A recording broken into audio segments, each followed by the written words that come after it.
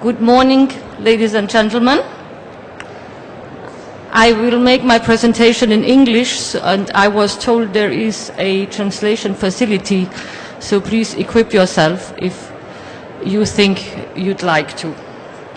I am happy to be part of the agenda of this morning. Can everybody hear me? Is it loud enough? You're not? Okay.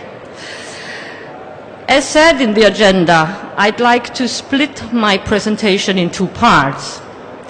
The first one is devoted to facts and figures on the developments of e-commerce, and the second part on rules and regulations, European rules and regulations, which have an impact on e-commerce. But before that, allow me to introduce to you EMOTA, to say a few words about our association. EMOTA stands for European E-commerce and Mail Order Trade Association, so the abbreviation is definitely easier to use.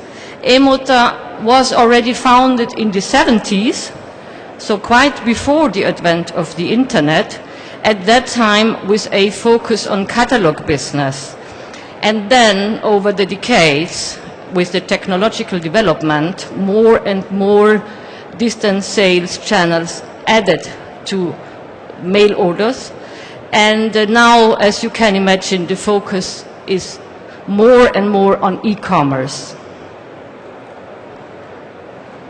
We are based in Brussels, I should have said earlier, and we have 20 members.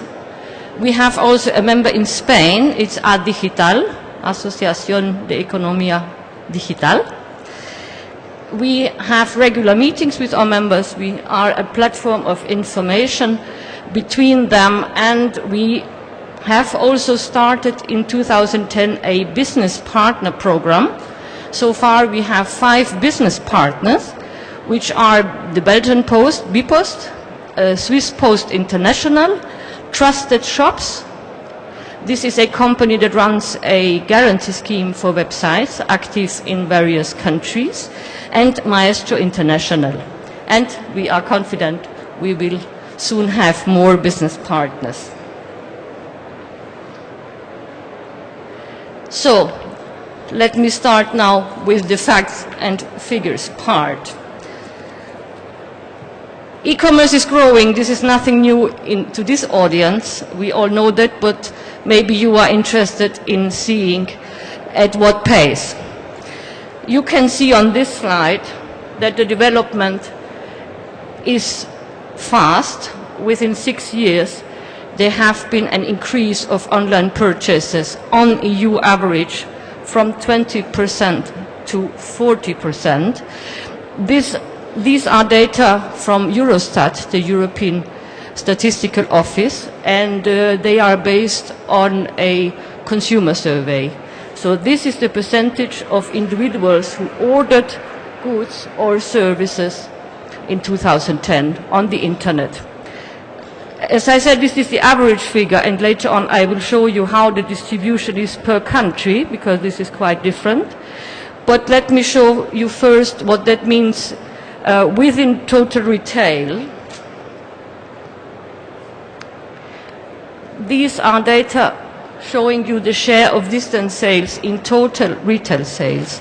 And as you can see, there's quite a huge potential for development. It is highest in the UK, and it is quite high also in Germany, but then it goes down to a lower level. I want to share with you something I heard yesterday. It was a Spanish MEP say at an event in the Parliament that for our generation who grew up in the offline world, we have now the choice between the offline world and the online world, and so we can make the choice. But those who are little children today, they may one day not have this choice. They must be familiar with the online world, and I think there's quite a truth in that. So these percentages are supposed to change very rapidly. And now I would like to show you the distribution per country, as I said before, the 40% figure of people who ordered online is the EU average. And on this slide, I know there is a lot on it, but the important thing for you is to see that there is also quite a difference within Europe. The share is highest in Norway and in Denmark, so Norwegians and Danes are the most active e-shoppers. The percentage for Norway is 71% and for Denmark 68%. And there are 3 more countries where the percentage is above 60%, which are UK, Sweden and the Netherlands. So you can see the Nordic countries particularly are active in buying online. The Spanish figure that Eurostat gives is 24%. So this is more than half of the EU average. There's also big potential for growth. There are reasons for that, and we have looked into that. One of the reasons is, as you can imagine, accessibility to the internet. And there are also big differences still in Europe. If my memory serves me right, the figure is above 90% in the Netherlands. So more than 90% of households have access to the internet, and it is quite lower in other countries. But this is obviously the first condition for being in a position to buy online. Other reasons may be simply shopping tradition. There are countries where people are more used to shop in the offline world than online, or at a distance, let's say.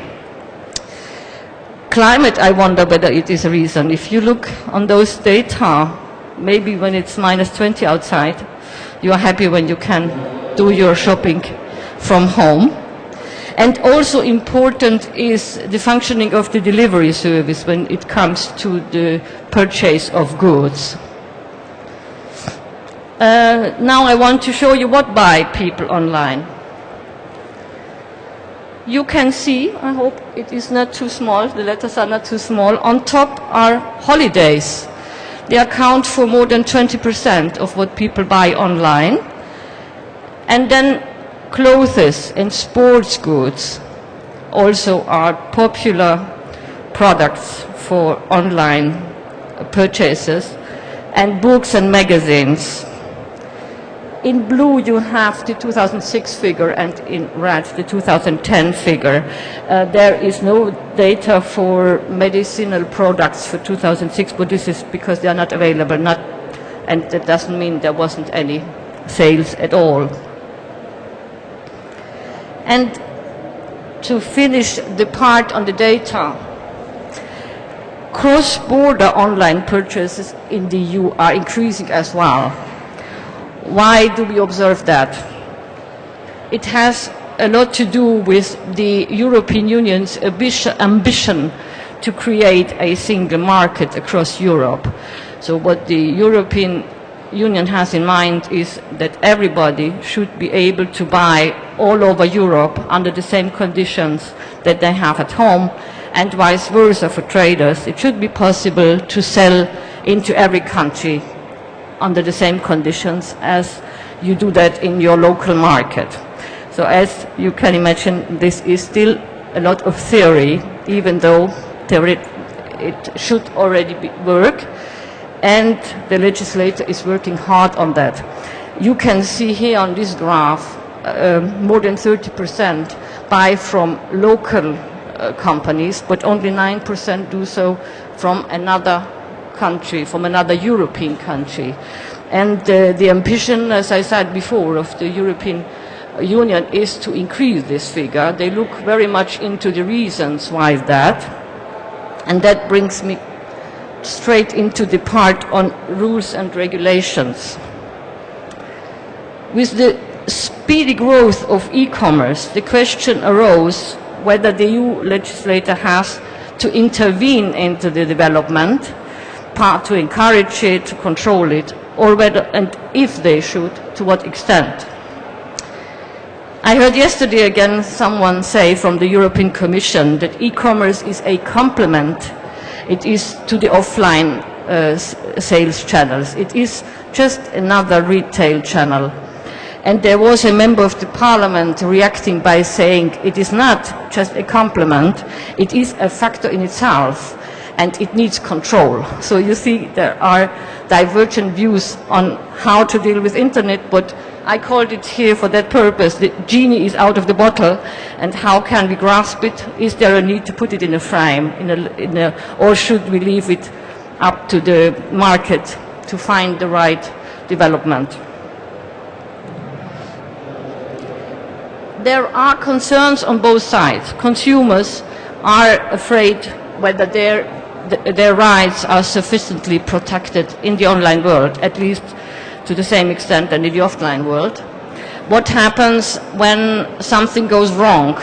But this is particularly important, we are repeatedly told, in the cross-border context. What if you buy from Spain from a website in the UK or in France? What if the item arrives and it's broken? Whom can you address to? In which language? These are concerns that people have. Lack of confidence. This is important in the payments context, as you can imagine, for both sides. There can be card fraud, and people are also worried about the security of the payment method, or a lack of choice regarding the payment method. Data protection is a very big concern for the moment. I go more into detail right now when I show you what are our big concerns for the moment, or let me phrase it differently. What are the issues that keep us very busy this year and probably also the years to come and in the past? The regulatory trends go very much on protection on more protection of consumers and on more protection of data. The European Commission has started reviewing the whole existing data protection framework, which dates from 1995, and they felt since then there has been so much change in technological development and change in the technological environment, in the business environment, that there is a strong need to see whether those principles on data protection which have been established in 1995 are still adequate. We are following that very closely. There is probably a legal act coming out very soon. Another thing you may have heard already, which is a big issue now in the European Union, is behavioral advertising and profiling. So the tracking of online shopping behavior of consumers. There is concern what traders do with all those data and with all this knowledge. In which way do they use it? Cookies were a lot under examination. And we felt sometimes that text files like cookies are all mixed up with spyware and how is the English word? All those things that can be stored on your computer that produce a harm on your computer. It was all mixed up. It was very difficult to explain why data are collected and what is the interest in businesses to collect data. And consumer protection is a very hot topic for quite a while. The European Commission came up with a new suggestion for a directive on consumer rights already 2.5 years ago, and since then it is in first reading, because neither within the Parliament nor within Member States there was agreement on two things mainly. On the level of harmonization across Europe, should all the rules be unified when it comes to protecting consumers, or should there just be a minimum standard as we had in the past? And so this was one of the issues where the views diverged, and the second one was the level of protection, of consumer protection. There are sites that ask kind of the highest and maximum possible protection level, and from our side we say it must stay at a reasonable level so that businesses can still work in a feasible and reasonable environment. Let me give you one example out of this new draft text. It is the right of withdrawal. As you know, when you buy something online, you can send it back. If you don't, you can check it, whether it fits with what you had in mind when you ordered, then you can send it back. So far, the European standard is 7 days. You have 7 days to check whether you want to keep a jacket you have ordered or a TV screen or not. And now the new text extends that to 14 days, so this is doubling it. And in addition, the text foresees another 14 days after you communicate to the trader that you do not want to keep something, another 14 days to send it back. So the worst case scenario that we see is that consumers can keep goods 28 days, so 4 weeks at home. And the text also envisages that still the trader has already to reimburse within this period. And then there is a suggestion that if the good exceeds 40 euros, you can send it back for free. So in a provocative way, I wonder whether e-commerce companies should become free lending houses. Imagine the situation, 4 weeks you can keep it, you can send it back for free. The trader is in the insecurity in what shape he will get back the goods, and whether the value has decreased, whether it is still a device that you can resell as new. Lots of questions, and we are afraid about the consequences, and we advocate strongly for the moment that these provisions do not become the final text. The vote in the European Parliament is envisaged for next week, so cross fingers that we are successful on that. We welcome in general all the steps that unleash the potential of cross-border e-commerce. As I said before, and as I showed you on the graph, the level of cross-border is still low, but if there was a full functioning of the single market, that would mean that for each trader there's a much, much broader business opportunity than he has on the local market. So we think that governments definitely should encourage the use of e-commerce, both at local level and in the international context. And this is one of the things we advocate for as Umbrella Federation in Europe. I want to raise a last point. Much is talked about confidence in e-commerce, and the media and other sources do not stop saying consistently that people do not trust in the e-commerce. We challenge this message because the growth figures speak another language, and trust is not as bad as some want to make us believe. It is sure that confidence is necessary, but we think the right balance must be found between the interests of the consumers and between the interests of the traders. We are afraid that this is sometimes a little bit forgotten, as I explained in my example before with the right of withdrawal. And the same applies also to data protection rules. We think there must be a fair balance between the interests of people to have their data protected and the legitimate business interests in having access to data for their business. I'll finish with 4 points on how we think that e-commerce can be encouraged at European level. The first one is the alignment of European consumer rules. I have said already more about that before, so I won't repeat now. Another one is eliminate the barriers within Europe. There are quite a few.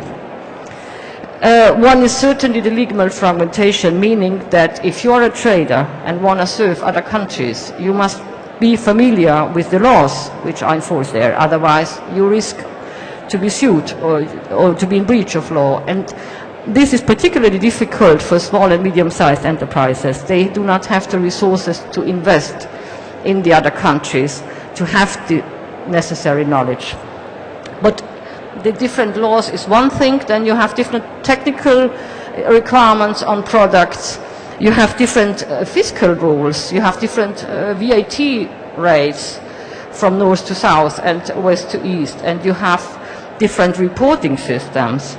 And also there are different labeling rules for textiles, for instance. So there are so many things. If you have the ambition as a trader, an online trader, to respond to orders from all the European countries, you have quite a lot to do to get in conformity with all those rules. And this is one of the things we advocate for, that the legislator should look for a more harmonized environment. And strengthening the efficiency of delivery services. As I said before, the well-functioning of delivery services is key. If there is a problem, then the people will not feel much appetite to get into distance sales. And you may be familiar with the situation for the moment. As of this year, postal markets need to be demonopolized, with the exception of 13 countries, mostly in Eastern Europe, but all the others now must open totally to competition. And we are very keen on seeing whether there will be a positive impact on the quality and prices of services. And last but not least, we can also contribute to the famous lack of confidence. As I said before, we challenge the message, but still it is important to offer a certain guarantee to consumers. And you have here on this graph, on this slide, examples of trust marks which all national members have developed. They are usually linked to a code of conduct, and those members who want to use the trust mark must subscribe to these code of conducts, and the experiences are quite good. And that's it for me. So if you have any questions, I'm happy to answer. And I wish you a good continuation of this conference.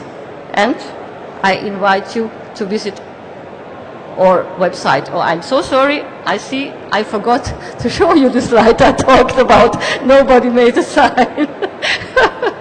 So here you have the labels that we said before. You see there is also a Spanish one, Confianza Online.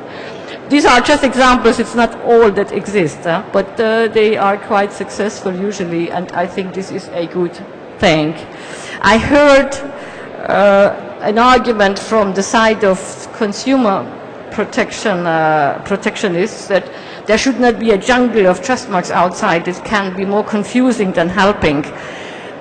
That may be the case in some areas, but definitely I do believe in a strong national trust mark. It can help to encourage people to go online for their shoppings. And here is now the slide with which I want to finish and invite you to visit our website. Thank you for your attention, and have a nice day within this interesting program. Bye-bye. Oh. Any questions? No questions? No remarks? No criticism? Okay then. I give the floor to the next one then.